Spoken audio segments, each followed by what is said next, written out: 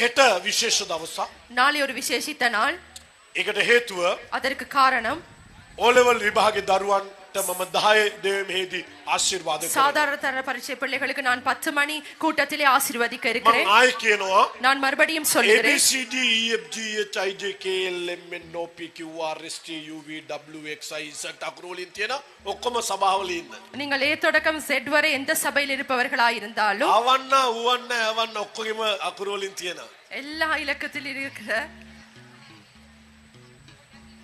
A to Z A to Z ඔක්කොම අය හැම නිකායම අය ඔබගේ දරුවා ගැලවීම ලැබපු දරුවෙක් නම් හෙට 10ට මෙතෙන්ට අරන් එන්න. உங்களுடைய பிள்ளைகள் ரட்சிப்பை பெற்றுக் கொண்டவர்களானால் நாளை මට 10 විශේෂ மணிக்கு இந்த இடத்தில் පෙළඹීමක් எடுத்து තියෙනවා. வாருங்கள். ඔබේ දරුවා O level pass වෙන්න යාචනා කරනවා. எனக்கு முக்கியமான ஒரு விசேஷித்த காரியம் இருக்குது. உங்களுடைய பிள்ளைகளை சித்தி அடையும்படியாய் ඒක அவர்களுக்கு වැදගත් 10 ஆசீர்வதிக்க. හෙටයි. அது முக்கியமானதா இருக்கிறது 10 மணி தேவ මගේ ආත්මයට கூட்டத்திற்கு. දෙවනාසි කියනවා. என்னுடைய ஆத்மாவுக்கு கர்த்தர் මෙවර சொல்லுகிறார், O level විභාගේ ගොඩක් අමාරුයි. இந்த முறை அந்த பரீட்சை மிகவும் கஷ்டமாக ඒ இருக்கிறது නිසා என்று. දෙවියන් වහන්සේගේ දරුවෝ පාස් වෙන්න. அதனால் தேவனுடைய பிள்ளைகள் அதில் சித்தி அடைய வேண்டும். මේ දේශේ ක්‍රියා කරනවා இந்த தேசத்திலே கிரியை செய்கிறது. විභාග පේල් කරන යක්ෂාත්මයක්.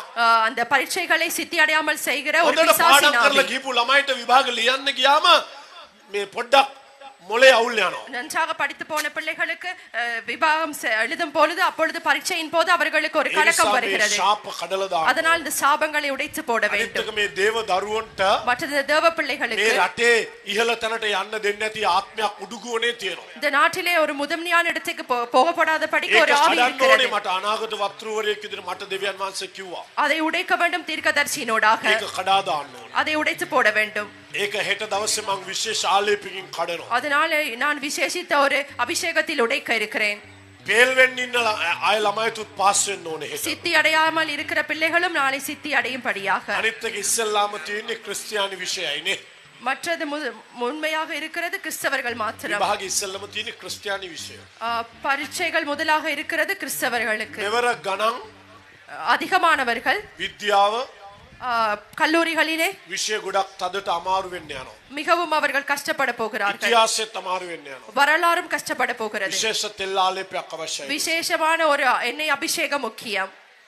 ඒ නිසා හෙට උදේ 10ට එන්න කී ආරාධනා. அதனால் காலை 10 மணிக்கு வரும்படியாய் அழைக்கிறோம். හොඳයි අපි සුව කරන්න යනවා දැන්. நல்லது நாங்கள் சுகப்படுத்துவோம். දැන් දාන්න තියෙන ඇඩ්වර්ටයිස්මන්ට් ඔක්කොම දාලා இப்பொழுது ඔක් දාන්න තියෙන ඔක්කොම දැනින් දීම් දීලා எல்லா விடயங்களையும் சொல்லி අන්තර්ජාලයෙන් ඔබට අයින් වෙන්න පුළුවන්. யூடியூப்ல உங்களுக்கு இணைந்து கொள்ள මෙතෙක් முடியும். වෙලා අන්තර්ජාලයේ සිටපු සියල්ලන්ට සුවය බලය ආලේපය දෙනවා. இணையதளத்தில் இருக்கிற எல்லோருக்கும் நான் சுகத்தையும் பலத்தையும் ස්වාමීන් கொடுக்கிறேன். වහන්සේගේ කරුණාව ඔබව ආශිර්වාද කරනවා. கர்த்தருடைய கிருபை அவர்களை ஆசீர்வதிப்பதாக. යේසුස්ගේ නාමයෙන්. இயேசுவின் நாமத்திலே. ආමේන්. ஆமென்.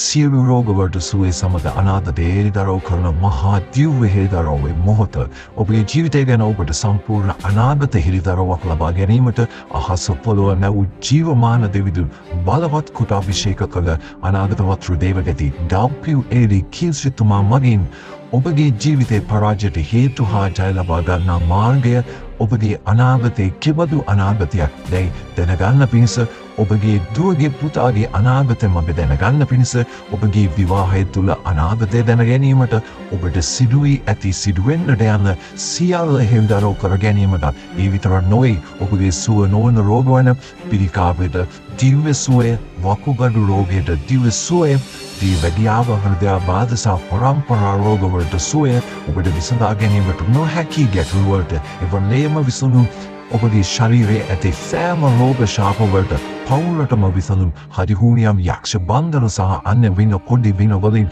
පවුලේ සැමට සුවය විතරක් නොවේ මානසික වද බන්ධන වලින්ද සම්පූර්ණ සුවය කොහෙද මේ ස්ථානය ඔන්න වීඩියෝවේ දක්වන්නට තිබෙනවා දැම්ම ඔබේ හලුවන්ට ඉහෙලියන්ට හෝ මේ අවශ්‍යයට දැම්මම ෂෙයා කරන්න ජේසු පිහිටයි